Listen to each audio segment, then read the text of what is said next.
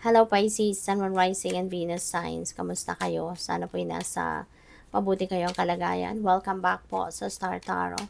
At kung bago kayo rito, welcome din po kayo. Please subscribe, like, share my videos, and leave me a comment kung nakaresonate kayo.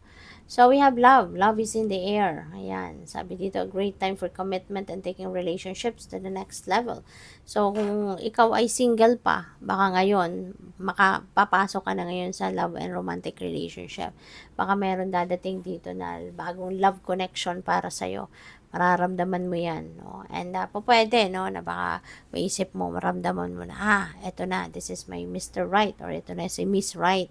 Diba? Pwedeng ganon.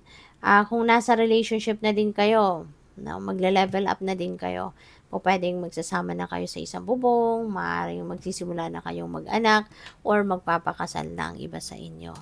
So, we have nature. Interact with nature in the outdoors, around animals, farmlands, or by the ocean. This will be good for the soul and healing for you. Ayan. So, baka Pisces, matagal na kayong hindi na nakakalabas ng bahay, no? Maaaring hindi man lang kayo nakakapasyal na, surrounding nature. Okay? Kaya, this is an invitation para sa'yo, no? Na-interact with nature, no? Kung safe kayo kung magiging safe kayo, nagagawin ninyo yan. Or kung meron din kayong access in the first place. So, safety, dapat yun ang unahin ninyo at isipin ninyo. Alright? So, declutter your life. Let go of correspondence, objects, and people you no longer want. Okay? Kung ano tong hindi na, ayaw mo na, ibig sabihin, hindi mo na ito papakinabangan, hindi ka na masaya dito.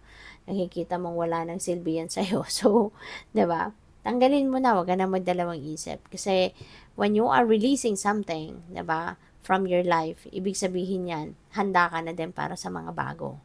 Handa ka na rin para sa pwedeng dadating na bago, kasi you're making room already in your life, no? So you are, in a sense, you are welcoming newness in your life as well. So sabi din dito, someone will hurt your feelings and reveal a new side of themselves that you may wish to avoid. Ayan, so baka merong frustration dito kayo na mararamdaman, ano? Maaaring meron ditong tao na magpapakita na ng kanyang tunay na kulay sa'yo. Pwedeng tinuring mong kaibigan ng taong ito. Diba?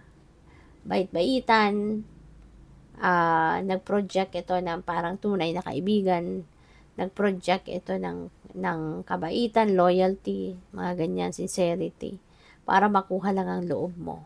Pero ngayon siguro, baka nakuha na niya kung ano yung gusto niya from you.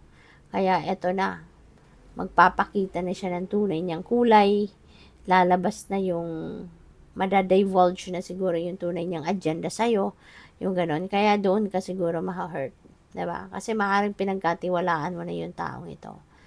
Kaya mas maganda na rin, ano, this blessing in disguise na rin yan, na makikilala mo na yung taong ito sa ngayon. Diba? Maaaring sa ngayon, mabibisto mo na siya, kaya maganda na rin yan, na habang maaga, habang wala pa tong masyadong damage na nagagawa sa buhay mo, na-discover mo na. Diba? Or madidiscover mo na yung tunay niyang pagkatao, yung tunay niyang kulay. Diba? So, for sure, there's going to be a lot of lessons that you will learn dito.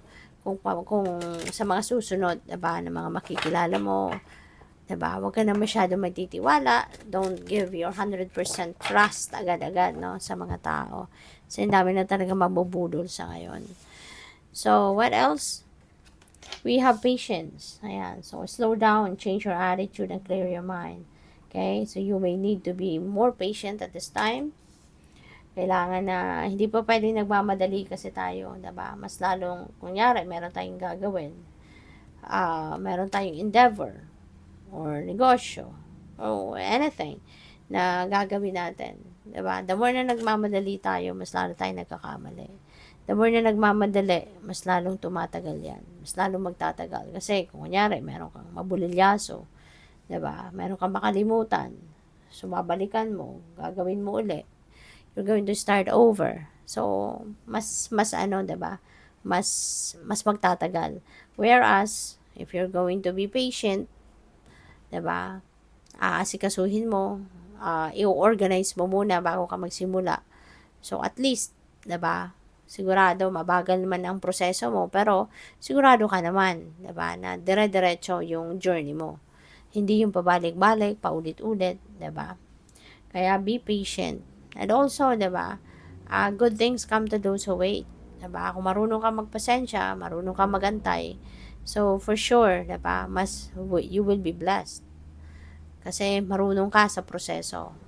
Marunong kang magpasensya, marunong kang magantay. 'Di ba? Hindi ka tong laging nagmamadali, hindi ka tong irritable, hindi ka tong um, mabilis magalit, yung ganon. So, we also have luck. You are right to be strong and optimistic about the opportunities ahead. So, baka meron kang nasisense dito na dito ako siswertehin or ito yung magdadala sa akin ng swerte. 'Di ba? So, maybe, talaga, sabi dito, you are right. 'Di ba? Kaya, sige lang, magsipag ka, magtiyaga ka, at importante talaga na lagi nakikinig sa intuition. Kasi yung intuition natin, that is our most reliable guide. 24/7, most reliable guide. Mas magandang yun ang papakinggan natin, yun ang susundin natin kasi divine guidance yan rather than kung ano yung mga sinasabi ng mga marites at marisol sa atin. 'Di ba? So, let's choose, 'di ba? Kung saan ang tama, saan ang dapat, saan ang mabuti. Yun ang piliin natin. So, we have Lion, harness the loyal and protective aura of the lion and charge ahead magnificently. So, siguro, feeling ko lang, no? Ito yung agad na pick up ko. Maybe you are also dealing with a Leo. 'Di ba? Or baka meron kang Leo placement sa iyong chart. Kaya talaga you're going to embrace the energy of a lion. 'Di ba? Yan talagang magiging ano ka, matatag, loyal, matibay, 'di ba? At saka ano ka, papaandarin mo dito yung inyong yung go-getter attitude ninyo, 'di ba? Magiging porsigido, determinado, focused, ganyan. So we have lovers. Pwedeng meron ditong since meron tayong love energy, so definitely meron ditong new love connection between you and another person, meron bagong relationship na pwedeng magsimula, no? There is already a relationship dito that is also going to grow more, yung ganon. Okay? So, good luck. Thank you for watching. Love and light. Namaste.